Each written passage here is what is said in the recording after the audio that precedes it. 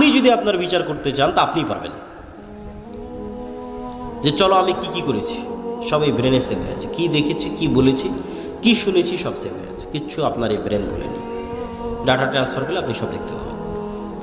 আর এই যে আলো ওয়েভ, এর মধ্যে সব সেভ হয়ে আছে। সম্মানিত উপস্থিতি, আমরা যে আলোচনা থেকে এখানে আসছিলাম যে ফেরেশতারা নূরের তৈরি, তো নূর তো দেখা যায় না। তো নূর এমন এক প্রকারের আলো যা দেখা যায় না, কিন্তু আলো এটা পৃথিবীতে আছে। তো এটা বোঝানোর জন্য অসংখ্য দলিল আছে। আমার ওই আল্লাহর পথে যাত্রা বই অসংখ্য দলিল আমি দিয়ে রেখেছি। আজকের এই সংক্ষিপ্ত আলোচনা একটু অল্প অল্প করে বলি, কেন বক্তব্য দীর্ঘায়িত করতে চাই না, সংক্ষিপ্ত করতে চাই। আবারও আমাদেরকে রাজশাহী নয় ঢাকা ফিরে যেতে হবে, এটা একটু কষ্টকর আর কি। আল্লাহুম্মা জাআল ফি কলবি নূরা, রাসূল সাল্লাল্লাহু আলাইহি ওয়াসাল্লাম বলছে, হে আল্লাহ আমার অন্তরে নূর তৈরি করে দেন। সামিঈ নূরা, কানে নূর তৈরি করে দেন। বাসরি নূরা, চোখে নূর তৈরি করে দেন। সামনে নূর তৈরি করে দেন, পিছনে নূর তৈরি করে দেন, ডানে নূর তৈরি করে দেন, বামে নূর তৈরি করে দেন, উপরে নূর তৈরি করে দেন, পায়ের নিচে নূর তৈরি করে দেন। তাহলে নূর একটা অস্তিত্বশীল জিনিস, যা সামনে পিছে আগে পরে চোখে কানে অন্তরে তৈরি হতে পারে। লাইটের বাল্বের ভোল্টের মতো বাড়ে কমে। নূর লাইটের বাল্বের ভোল্টের মতো, যেমন যে ফ্যানের পাওয়ারটা বাড়িয়ে দিল, ঠিক যেমন আপনি চোখের পাওয়ার যখন কমে যাচ্ছে তখন চশমা লাগিয়ে নিচ্ছেন, কানের পাওয়ার যখন কমে যাচ্ছে তখন কানে মেশিন লাগিয়ে নিচ্ছেন। তো আপনার কানের পাওয়ারের কম বেশির অস্তিত্বটা যেমন সত্য, চোখের পাওয়ারের কম বেশির অস্তিত্ব যেমন সত্য, এই চোখে নূর তৈরি হয়, কানে নূর তৈরি হয়, অন্তরে নূর তৈরি হয়, এটা তেমন সত্য। রাসূলুল্লাহ সাল্লাল্লাহু আলাইহি ওয়াসাল্লাম বলছেন, আমাদের চোখে আমরা যে পৃথিবী দেখি, এই পৃথিবী আর যে গায়েব আমরা দেখতে পাই না আল্লাহর অস্তিত্ব, এই দুইটার মধ্যে পর্দা হচ্ছে নূর। আল্লাহর চেহারা, আল্লাহর অস্তিত্ব আমরা যে দেখতে পাই না, এই দুইটার মধ্যে পর্দা হচ্ছে নূর। লাউ কাশাফাহু, যদি এই নূর সরিয়ে দেওয়া হতো, পৃথিবীতে যে নূর আছে, আসমান এবং জমিনে যে নূর আছে, নূর যদি সরিয়ে দেওয়া হতো, আল্লাহর চেহারার তাজাল্লিতে আসমান এবং জমিন ধ্বংস হয়ে যেত। আল্লাহু নূরুস সামাওয়াতি ওয়াল আরজ, আল্লাহ হচ্ছেন আসমান এবং জমিনের নূর। সম্মানিত উপস্থিতি, তাহলে নূরের তৈরি ফেরেশতা। নূর এমন এক প্রকারের আলো যা চোখে দেখা যায় না। 2 নাম্বার, যা মেশিনেও ধরা যায় না। কিছু আলো তো যেগুলো চোখে দেখা যায় না, মেশিনে ধরা পড়তেছে, ওই যে মোবাইলের ক্যামেরার, তারপরে হচ্ছে রিমোট কন্ট্রোলের। কিন্তু এক প্রকারের আলো নূর, যা চোখেও দেখা যায় না, মেশিনেও ধরা পড়ে না। তাহলে আপনি বলবেন, এটা কেমন কথা বললেন যে একটা জিনিস পৃথিবীতে আছে, চোখেও দেখবো না, মেশিনেও ধরা পড়বে না? জি, আল্লাহর গায়েবের প্রত্যেকটা জিনিসের কিছু না কিছু আলামত আল্লাহ তার সৃষ্টিজীবের মধ্যে রেখে দিয়েছে। কিছু না কিছু আলামত আল্লাহ তার সৃষ্টিজীবের মধ্যে রেখে দিয়েছে। আল্লাহর এক ব্যতিক্রম সৃষ্টিজীব হচ্ছে কুকুর। কুকুর মানুষের চাইতে 10,000 গুণ বেশি ঘ্রাণ, নাক দিয়ে ঘ্রাণ নেওয়ার ক্ষমতা কুকুরের মানুষের চাইতে 10,000 গুণ। 100, 200, 500, 1000, 2000, 10,000 গুণ বেশি। তাহলে আমার কাছে, আমি যদি এই পানির বোতলটা নিই এবং এই পানির বোতলটা নাকে টানি, তাহলে বলবো না এটার তো কোনো সেন্ট নাই। পানিরও আমি বলতে পারি যে না, পানির তো কোনো সেন্ট নাই, এটার কোনো সেন্ট নাই। তা এটার সেন্ট নাই বলাটা যেমন মিথ্যা, বিজ্ঞানও হয়তো এসে বলবে যে না এটার কোনো সেন্ট নাই। বিজ্ঞানও মিথ্যা, কেন বিজ্ঞান এখন পর্যন্ত কুকুরের নাকের মতো পাওয়ারফুল যন্ত্র তৈরি করতে পারেনি। কিন্তু এই পানির বোতলটা কুকুরের নাকের সামনে লাগান, এই পানির বোতলটাকে 10 কিলোমিটার দূরে রেখে আসেন, এই পানির বোতল কুকুর খুঁজে বের করে নিয়ে আসবে। তাহলে আমি না গন্ধ পাচ্ছি না, আর আমার আবিষ্কার করা যন্ত্রও গন্ধ ধরতে পারতেছে না, তার মানে গন্ধ নাই। এটা কি ঠিক না ভুল? আছে, তার প্রমাণ কি? ওই যে আল্লাহর আরেক সৃষ্টিজীবও ধরতে পারতেছে, ওর কাছে আছে। আমরা যেভাবে একজন আরেকজনকে দেখছি, চিনছি, এভাবে কুকুর চিনে না। কুকুর ঘ্রাণ দিয়ে আপনাকে চিনে। আপনার এই চেহারা, সাদা কালো দাড়ি, অথবা দাড়ি চাছা, লম্বা উঁচু মোটা, এইভাবে দেখে কুকুর চিনে না যেভাবে আমরা চিনি। ঘ্রাণে চিনে, এটা অমুক, এটা অমুক, ঘ্রাণে চিনে ফেলে। ওইভাবে দেখতেই পায় না কুকুর। আমরা যেভাবে দেখি এভাবে দেখতেই পায় না, তো ওভাবে দেখে চিনবে কিভাবে? ওকে আল্লাহ দিয়েছে ঘ্রাণ শক্তি। ঠিক হাতি সহ এরকম কিছু প্রাণী আছে যাদের দিয়েছে শ্রবণ শক্তি খুব সূক্ষ্ম, একদম ভয়ঙ্কর লেভেলের সূক্ষ্ম, মানুষের যে 2-3 হাজার গুণ। যন্ত্র ওই লেভেলে সূক্ষ্ম নয়। তাহলে একটা আওয়াজ আমি শুনতে পাচ্ছি না, তার মানে ওই আওয়াজটা নাই, মিথ্যা কথা। একটা আওয়াজ কোনো যন্ত্র শুনতে পাচ্ছে না পৃথিবী, তার মানে আওয়াজটা নাই, মিথ্যা কথা।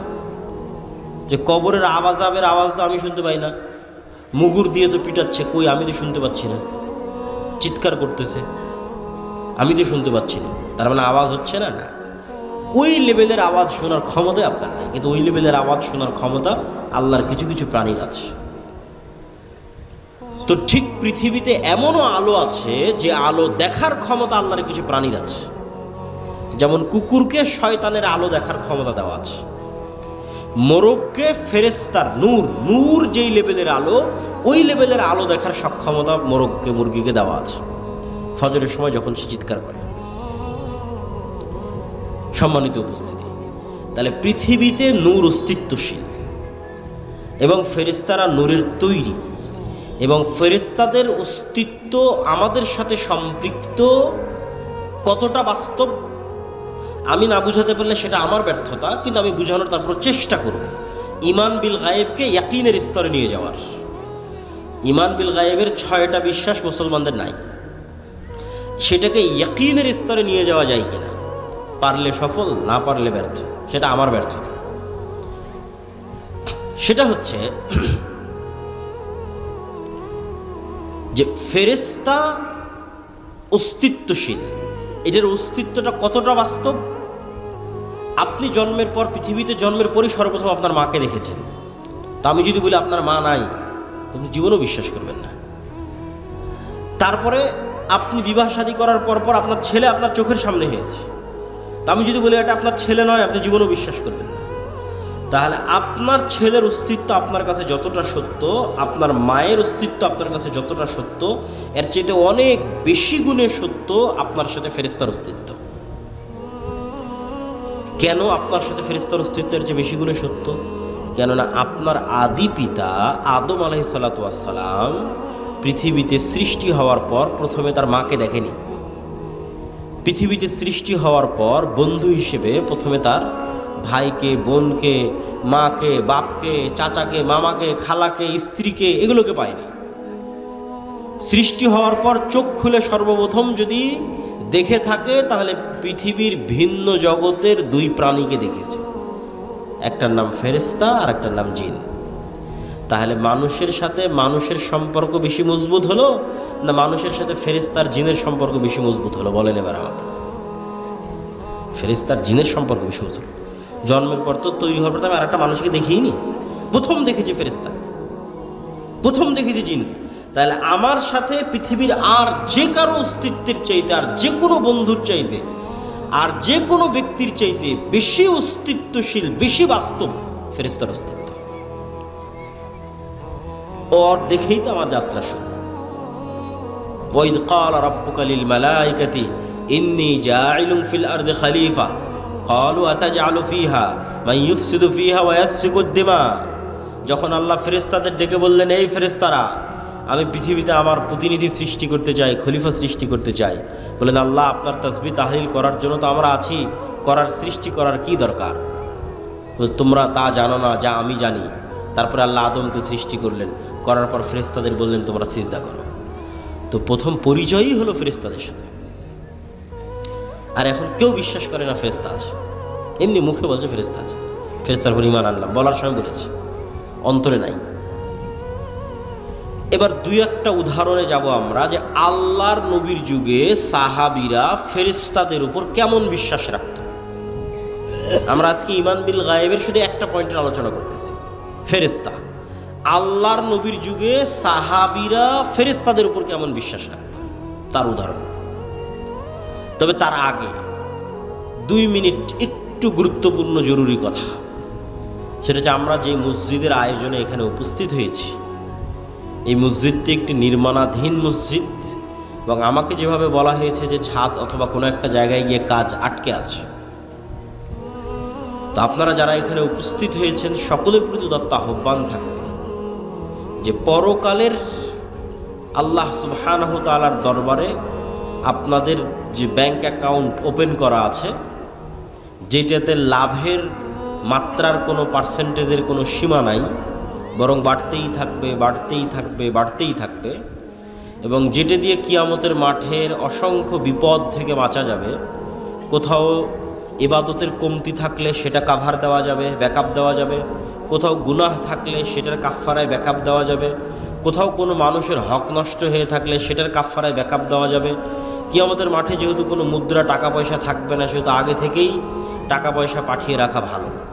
তো আগে থেকে টাকা পয়সা পাঠানো থাকলে এবং আল্লাহ সেগুলোকে বাড়াতে থাকলে কিয়ামতের মাঠে বিপদের সময় এই পাঠানো টাকাগুলো কাজে লাগবে। ঠিক দুনিয়াতে যেমন জমানো টাকা বিপদের সময় কাজে লাগে, কিয়ামতের মাঠে জমানো টাকা বিপদের সময় কাজে লাগবে। তো কেউ যদি স্বেচ্ছাসেবকেরা থাকে, যদি যায়, আপনারা সহযোগিতা করবেন। আমরা আমাদের বক্তব্য সামনে আগাই। মুহাম্মদ সাল্লাল্লাহু আলাইহি ওয়াসাল্লামের যুগে সাহাবীদের বিশ্বাস ফেরেশতার উপরে। খুব মজার মজার কয়েকটা ঘটনা আপনাদের সামনে বলবো, যেই ঘটনাগুলো একটা আর একটার সাথে কানেক্ট করলে আপনি দেখবেন যে ফেরেশতা চরিত্র সাহাবীদের সামনে কেমন ছিল আর আমাদের সামনে কেমন। মজার মজার কয়েকটা ঘটনা। সাদ বিন মুআজ নামে এক বিখ্যাত সাহাবী, আউস এবং খাজরাজ গোত্রের নেতা, আনসারি সাহাবী, খন্দকের যুদ্ধে শহীদ হয়েছেন। রাসূল সাল্লাল্লাহু আলাইহি সাল্লাম বলছে, সাদ বিন মুআজের জানাজায় ৭০,০০০ ফেরেশতা অংশগ্রহণ করেছে। জাবের রাদিয়াল্লাহু তাআলা আনহু উহুদের যুদ্ধে শহীদ হয়েছেন। জাবের রাদিয়াল্লাহু তাআলার পিতা। তো জাবের রাদিয়াল্লাহু তাআলা আনহু যখন তার পিতার মৃত্যুতে কাঁদছেন, তখন রাসূল সাল্লাল্লাহু আলাইহি সাল্লাম বলছেন, জাবের তুমি কাঁদছো? তোমার পিতার লাশ এই মুহূর্তে ফেরেশতারা ঘিরে রেখেছে, ছায়া দিয়ে রেখেছে, তুমি কাঁদিও না। হানজালা রাদিয়াল্লাহু তাআলা আনহু শহীদ হয়েছেন। তো হানজালা রাদিয়াল্লাহু তাআলা আনহু বাসর ঘর থেকে বের হয়ে গিয়ে যুদ্ধে অংশগ্রহণ করেছিলেন। তো সাহাবীরা তাকে ফরজ গোসল দেওয়ার জন্য গোসল দিবেন। রাসূল সাল্লাল্লাহু আলাইহি সাল্লাম বলছে, হানজালাকে গোসল দেওয়ার দরকার নেই, এই জন্য যে অলরেডি ফেরেশতারা তাকে গোসল দিয়ে ফেলেছে, ইতিমধ্যেই ফেরেশতারা তাকে গোসল দিয়ে ফেলেছে। এগুলো সব রাসূল সাল্লাল্লাহু আলাইহি ওয়াসাল্লামের জীবদ্দশায় সাহাবীদের উপস্থিতিতে পরস্পরের কথায় কিভাবে ফেরেশতাদের কথাটা আসতেছে সেটার কিছু উদাহরণ। আব্দুর রহমান বিন আউফ রাদিয়াল্লাহু তাআলা আনহু বলছে যে আমি যুদ্ধ করছি, তো আমার দুই পাশে দুইজন সাদা পোশাকধারী ব্যক্তি খুব ভয়ঙ্করভাবে যুদ্ধ করতেছে। আমি এদের কোনোদিন মদিনাতে আগেও কোনোদিন দেখিনি, পরেও কোনোদিন দেখিনি। তো রাসূল সাল্লাল্লাহু আলাইহি ওয়াসাল্লামকে এই ঘটনা জানালে রাসূল সাল্লাল্লাহু আলাইহি ওয়াসাল্লাম বললেন, এরা ছিল জিবরাইল এবং মিকাইল, যুদ্ধ করার জন্য এসেছে। এক সাহাবী এক মুশরিককে আঘাত করার জন্য যুদ্ধের মাঠে তাকে তাড়া করতেছেন। আমি সংক্ষেপে বলে যাচ্ছি, শুধু বাংলা সংক্ষেপে বলতেছি। তাড়া করতেছেন, তো অদৃশ্য থেকে আওয়াজ আসলো, আকদিম ইয়া হাইজুম।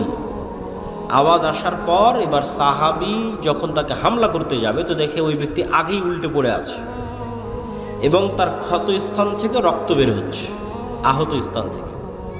সাহাবী এই ঘটনা রাসূল সাল্লাল্লাহু আলাইহি সাল্লামকে বললে আল্লাহর নবী বললেন, এটা তৃতীয় আসমান থেকে আসা ফেরেশতার আক্রমণ ছিল। এই ফেরেশতা তৃতীয় আসমান থেকে এসেছিল, তৃতীয় আসমান থেকে আসা ফেরেশতার আক্রমণ। খন্দকের যুদ্ধ থেকে রাসূল সাল্লাল্লাহু আলাইহি সাল্লাম যখন খন্দকের যুদ্ধে বিশাল ঝড় হয়ে মক্কার কাফের মুশরিকরা সব পালিয়ে গেছে, 10,000 সেনাবাহিনী 1 মাস যাবৎ মদিনা ঘেরাও করে রেখেছিল। তা আল্লাহর নবী মনে করেছে যুদ্ধ শেষ, তারা তো চলে গেছে।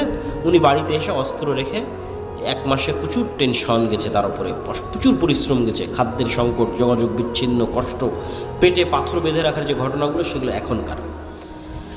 তো রাসূল সাল্লাল্লাহু আলাইহি ওয়াসাল্লাম অস্ত্র রেখে গোসল করতে গেছে। অস্ত্র বলতে তরবারি, তীর, ধনুক। তো আয়েশা রাদিয়াল্লাহু তাআলা আনহা বলছেন, জিবরাইল এসে রাসূল সাল্লাল্লাহু আলাইহি ওয়াসাল্লামকে বলছে যে আপনি অস্ত্র রেখে দিয়েছেন, আমরা তো রাখিনি, তো তোমরা কেন রাখনি? তো বানু কুরাইজা, বানু কায়নুকা, বানু নযীর, এই 3টে ইহুদি গোত্র যুদ্ধ চলা অবস্থায় আল্লাহর নবীর সাথে গাদ্দারি করেছে। অথচ এরা লিখিত চুক্তি করেছিল যে এরা গাদ্দারি করবে না, পক্ষে থাকবে। তো জিবরাইল বলছে এই সমস্ত গাদ্দারদের বিচার না করা পর্যন্ত যুদ্ধ শেষ হয়নি, আপনি এখনই বের হন, যুদ্ধ এখনো শেষ হয়নি। মক্কার কাফের মুশরিকরা চলে গেছে, কিন্তু এই গাদ্দারদেরও বিচার করতে হবে। ঠিক আছে, মুহাম্মদ সাল্লাল্লাহু আলাইহি ওয়াসাল্লাম বের হলেন সাহাবীদের সহ। এবার আনাস রাদিয়াল্লাহু তাআলা আনহু থেকে বর্ণিত, তিনি বলেন যে আমরা যখন বানু কুরাইজা, বানু কায়নুকা, বানু নযীর গোত্রের দিকে আমাদের অভিযান পরিচালনা করার জন্য রওনা দিচ্ছি, তখন আমাদের আগে আগে আমরা উড়ন্ত ধুলা দেখতে পাচ্ছি, যে উড়ন্ত ধুলা জিব্রাইলের অশ্বারোহী বাহিনীর উড়ন্ত ধুলা। আল্লাহু আকবার। সহিহ হাদিস যে আনাস রাদিয়াল্লাহু তাআলা আনহু বলছেন, আমরা আমাদের আগে উড়ন্ত ধুলা দেখছি, যে উড়ন্ত ধুলা জিব্রাইলের অশ্বারোহী বাহিনীর উড়ন্ত ধুলা। একদিন রাসূলুল্লাহ সাল্লাল্লাহু আলাইহি ওয়াসাল্লাম বসে আছেন, একজন অপরিচিত ব্যক্তি হঠাৎ করে, আমি কিন্তু স্বেচ্ছাসেবক ভাইদের আহ্বান জানাবো যে আপনাদের যদি দানের কোনো পরিকল্পনা থাকে সেটা কিন্তু এখনই করে ফেলতে হবে, আমার বলার কথা কিন্তু হয়ে গেছে। তো একদিন রাসূলুল্লাহ সাল্লাল্লাহু আলাইহি ওয়াসাল্লাম বসে আছেন, একজন অপরিচিত ব্যক্তি মসজিদের মধ্যে প্রবেশ করেছে। ওমর রাদিয়াল্লাহু তাআলা আনহু বলছেন যে আমরা তাকে মদিনায় আগেও কোনোদিন দেখিনি, পরেও কোনোদিন দেখিনি, আর তার শরীরে সফরের কোনো আলামত নাই। আর এটা বিমানের সফর নয়, মরুভূমির সফর।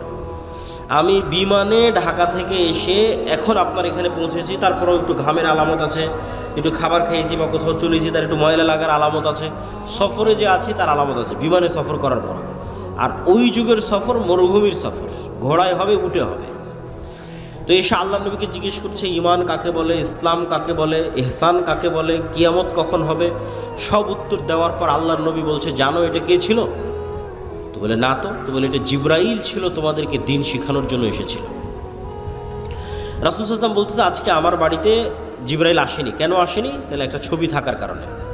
রাসূল সাল্লাল্লাহু আলাইহি ওয়াসাল্লাম বলতেছে যে আমাকে জিব্রাইল বারবার মিসওয়াক করতে বলে, কেননা আমার মুখের গন্ধে জিব্রাইলের কষ্ট হয়।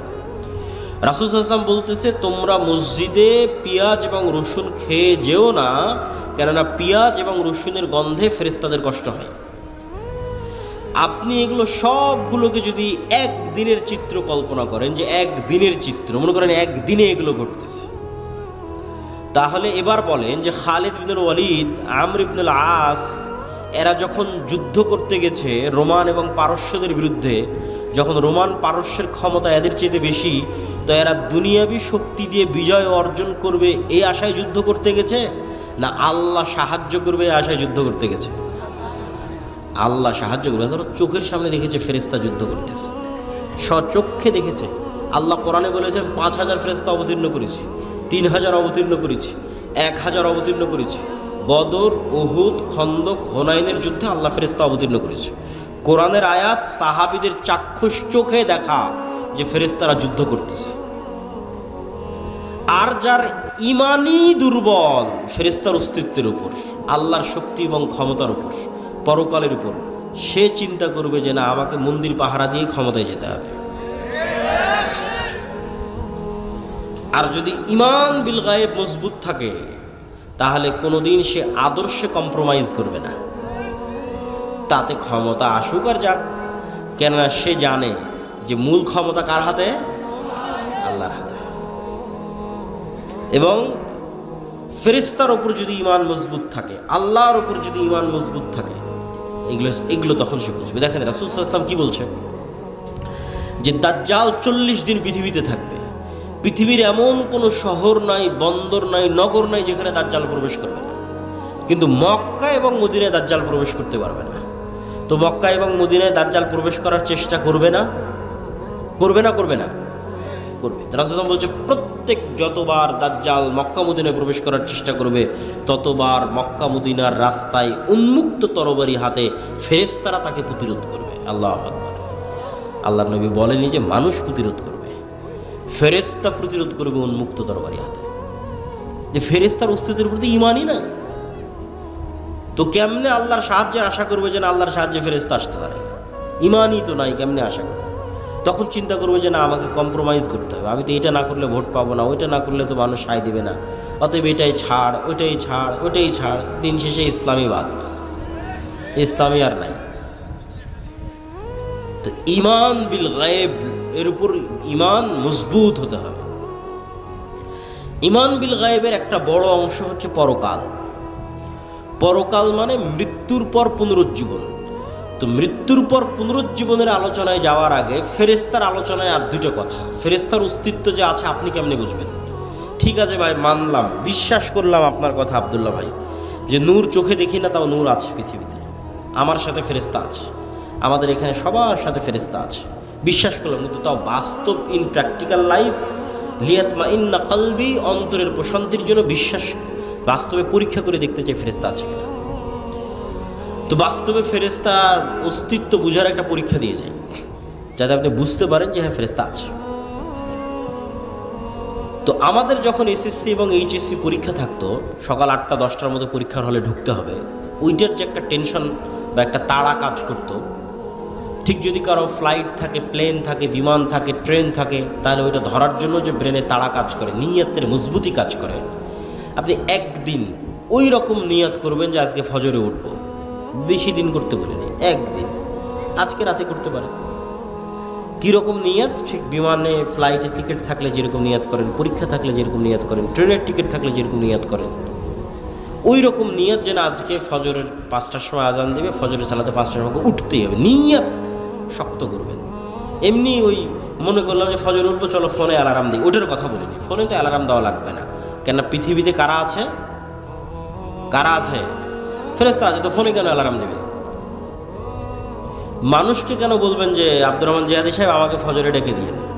কেন ফজরে তুলে দেওয়ার জন্য কে আছে? ফেরেশতা আছে। ফেরেশতা তো পৃথিবীতে আছে। মানুষকে কেন বলতে যাবেন যে আমাকে ফজরের বেলা উঠিয়ে দিবেন? ফেরেশতা উঠিয়ে দিবে।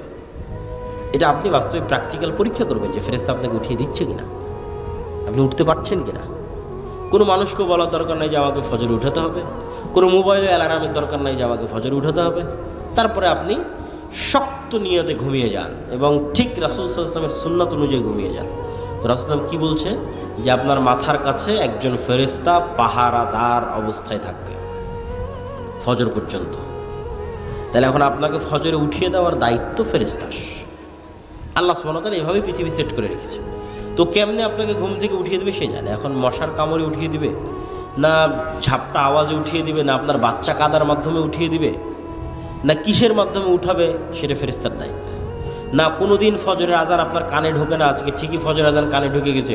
কেন ফজর আজান কানে ঢুকতে বাধা হয়ে থাকতো কে? শয়তান। কে বাধা হয়ে থাকতো? শয়তান। আজকে ফেরেশতা ঢুকতে দিয়েছে, শয়তানের বাধা সরে গেছে, ফেরেশতা ঢুকতে দিত, ফজরের আজানই ডাইরেক্ট কানে ঢুকে গেছে, আপনি এমনি উঠে গেছে। কোনো না কোনো ওয়ে ব্যবহার করে আপনি ঈমান বিল গায়েবের বিশ্বাসের মজবুতির মাত্রা যত উঁচু লেভেলে যাবে, গায়েবের অস্তিত্বের প্রমাণ তত বাস্তবে ফিল করবেন। ঈমান বিল গায়েবের উপর বিশ্বাসের মাত্রা যত উঁচু লেভেলে যাবে, মাত্রা যদি সাহাবীদের লেভেলে যায়, তাহলে ফেরেশতা আবারও যুদ্ধ করার জন্য নামবে। এটাই ঠিক। মানে বিশ্বাসের মাত্রা যদি সাহাবীদের লেভেলে যায়, তাহলে বাস্তবে সচক্ষে আবারও ফেরেশতাদের যুদ্ধ করতে দেখা যাবে। কিন্তু ওই লেভেলে মাত্রা নাই, যাচ্ছে না, নেওয়া যাচ্ছে না। কেননা আমরা সবাই হয়ে আছি শয়তানের বন্ধু, শয়তানের দোসর। কেমনে আপনার কাছে ফেরেশতা আসবে আপনি বলেন? যেখানে রাসূল সাল্লাল্লাহু আলাইহি ওয়াসাল্লাম বলছে যে পেঁয়াজ এবং রসুনের গন্ধে ফেরেশতারা কষ্ট পায়, আর আল্লাহ নবী তো পেঁয়াজ রসুন খেতই না, ফেরেশতা কষ্ট পাবে। তো এমনি এতবার মিসওয়াক করতে যাতে জিবরাইল কষ্ট না পায়, আর আপনি সারাদিন বিড়ি আর সিগারেট নিয়ে বসে আছেন, তাহলে আপনার কাছে ফেরেশতা যাবে? আপনার কাছে ফেরেশতা যাবে না। আপনার সাথে কে আছে সবসময় বলেন তো? শয়তান আছে। আপনি সিরিয়াস বিশ্বাস করেন আপনার আশেপাশের যত বন্ধু অস্তিত্বশীল আছে, এদের অস্তিত্ব যত সত্য, আল্লাহর কসম, ওয়াল্লাহি আল্লাহর কসম, ওয়াল্লাহি আল্লাহর কসম, আপনার সাথে ফেরেশতার অস্তিত্ব তত সত্য, আপনার সাথে শয়তানের অস্তিত্ব তত সত্য। তা আপনি তো শয়তান যেটা যেটা পছন্দ করেন ওইটা আপনার সাথে ধরে রেখেছেন, তাহলে তো সবসময় আপনার সাথে শয়তান আছে। আল্লাহ নবী বলছে, যেই ঘরে ছবি মূর্তি আছে, যেই ঘরে কুকুর আছে, ওই ঘরে কে ঢোকে না? ওই ঘরে ফেরেশতা ঢোকে না। কেউ যদি কোনো ঘরে ঢোকার সময় বলে আসসালামু আলাইকুম, তাহলে ওখান থেকে কে পালিয়ে যায়? শয়তান পালিয়ে যায়। আর যদি আসসালামু আলাইকুম না বলে, তাহলে শয়তান আরও ডাক দেয় যে আসো এখানে থাকো। তাহলে আপনার কাজের মাধ্যমে আপনি কাকে বন্ধু বানিয়ে রেখেছেন আপনি ভালো জানেন। ফেরেশতারা পবিত্রতা পছন্দ করে। কোনো একটা মানুষ যদি অজু ভাঙলেই অজু করে এরকমও যদি কোনো মানুষ পৃথিবীতে থাকে, তাহলে ওই মানুষ দুনিয়াতে থাকা অবস্থায় ফেরেশতাদের মতো স্বভাব অবলম্বন করতেছে, আছে দুনিয়াতে কিন্তু আসলে ফেরেশতা। কেননা ফেরেশতারা যেমন সবসময় পবিত্র ও পবিত্র। আর একজন পেশাব থেকে যত্ন নেয় না, কোথায় দাঁড়িয়ে পেশাব করছে, কোথায় পেশাব নিয়ে পানি নিচ্ছে না, তাহলে ওর সাথে সবসময় কে আছে? শয়তান। তাহলে ও কীভাবে হেদায়েত প্রাপ্ত হবে? আর ওর আন্দোলন মিছিলে আর কীভাবে আল্লাহর সাহায্য নেমে আসবে, আর ওর ভোটে কীভাবে আর ইসলাম বিজয় হবে। গায়েবের মদত ছাড়া, কেন এটা আল্লাহর দিন, গায়েবের মদত, অদৃশ্যের সাহায্য ছাড়া ইসলামের বিজয় সম্ভব নয়। দুনিয়ার লজিকে মুসা আলাইহিস সালাম কোনোদিন ফিরআউনের উপর বিজয় লাভ করবে না, সম্ভব নয়। গাজার মানুষের চেয়ে দুর্বল ছিল মুসা আলাইহিস সালাম, দুনিয়ার লজিকে বিজয় সম্ভব নয়। কিন্তু মুসার বিজয় সম্ভব হয়েছে আল্লাহর শক্তিতে, আল্লাহর ক্ষমতায়। পৃথিবীর সব নবী রাসূল যুগে যুগে যা হয়েছে সব আল্লাহর সাহায্য, আল্লাহর শক্তি, আল্লাহর ক্ষমতা, আল্লাহ তার ফেরেশতাদের দিয়ে সাহায্য করেছে। আর তাদের ইমানের মাত্রা ওই লেভেলে ছিল। তো ইমান বিল গায়েবের আরেকটা অংশ, যেটা একটু না বললেই নয়, সেটা হচ্ছে পরকাল। এই পরকালের কথাটুকু বলে আমরা বক্তব্যের শেষের দিকে যাব। পরকাল মানে মৃত্যুর পর জীবিত হওয়া। আপনারা কোনোদিন দেখেছেন কোনো মৃত মানুষকে জীবিত হতে? একটু কথা বলেন, কোনো মৃত মানুষকে জীবিত হতে দেখেছেন? দেখেননি। এখন যদি কোনো মৃত মানুষ কবর থেকে উঠে আসে, বিশ্বাস করবেন? বিশ্বাস করবেন না, মনে হয় অবিশ্বাস্য। আচ্ছা, আজ থেকে 100 বছর আগে যদি আপনাকে বলা হতো যে আপনার কথা আপনি এখানে বলবেন, আমেরিকায় শোনা যাবে, বিশ্বাস করতেন? বিশ্বাস করতেন না। ওমর রাদিয়াল্লাহু তাআলা আনহুর বিষয়ে একটা রেওয়ায়াত পাওয়া যায় যে উনি মসজিদে নববীর মেম্বারে বসে আওয়াজ দিয়েছেন, যুদ্ধের মাঠে গিয়ে সে আওয়াজ শোনা গেছে। ইরাকে, সিরিয়ায় যুদ্ধের মাঠে আওয়াজ শোনা গেছে। তো এরকম যদি কেউ বলতো যে না এখানে আওয়াজ দিব, আমেরিকায় শোনা যাবে, ভুয়া কথা কোত্থেকে বলে, বিশ্বাস অসম্ভব। তো বিজ্ঞানের মাধ্যমে আমি মনে করি আমার এই ধারণা ভুল হতে পারে। সায়েন্স অ্যান্ড টেকনোলজির মাধ্যমে আল্লাহ গায়েবের পর্দাগুলোকে সরিয়ে দিচ্ছে। বহুদিন যাবৎ এগুলো সব গায়েব ছিল, এই গায়েবের পর্দাগুলো সরে যাচ্ছে। কিয়ামত যত নিকটে আসবে গায়েবের পর্দা তত দ্রুত সরতে থাকবে। গায়েবের পর্দা সরতে সরতে সরতে সরতে কোন লেভেলে যাবে জানেন? পৃথিবীর সবচেয়ে বড় গায়েব, যে মৃত মানুষ জীবিত হবে, এটাও মানুষ সচক্ষে দেখবে। এই দুনিয়াতে মানুষ সচক্ষে দেখবে যে মৃত মানুষ জীবিত হচ্ছে। কিয়ামত হওয়ার আগে, আমি কিয়ামত হওয়ার পরের কথা বলি না। গায়েবের পর্দা অলরেডি সরা শুরু হয়ে গেছে।